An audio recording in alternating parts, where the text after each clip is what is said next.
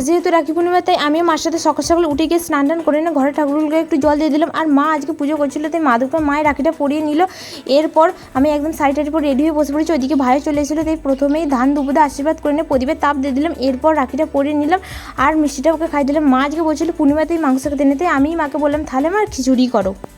যেমন কত দাম কাজ, তাই মা চাল ডালটা একসাথে ফুটতে দিয়ে দিল। অন্য একটা বাড়িতে লঙ্কা হলুদ গুঁড়ো গুলে রেখে অন্য একটা ওভেনে 5 ফোড়ন, তেজপাতা ও শুকনো লঙ্কা ফোড়ন, তাতে পেঁয়াজ কুচি ও কাঁচা লঙ্কা কুচিগুলো দিয়ে দিল। ব্রাউন কালার চলে এলেই দিয়ে দিল যে গুলে রেখেছিল যে মশলাগুলো, সেটা আর দিয়ে দিল লবণ ও আদা রসুন বাটাটা দিয়ে ভালোভাবে কষে নিল। মশলা থেকে তেল ছেড়ে এলেই যে হাঁড়িতে খিচুড়ি ছিল সেই হাঁড়িতে দিয়ে দিল আর দিয়ে দিল ডিমের ভুজিয়া করে দিয়ে দিয়েছিল। যেহেতু সবজি দিয়েছিল তাই ডিমটাও দিয়ে দিল। ভালোভাবে সব কিছু একসাথে নাড়িয়ে চাড়িয়ে নিল। ফুটে এলে দিয়ে দিল গরম মশলা, ঘি ও চিনি স্বাদের জন্য। ব্যাস আর একটু ফুটে এলেই নামিয়ে নিল।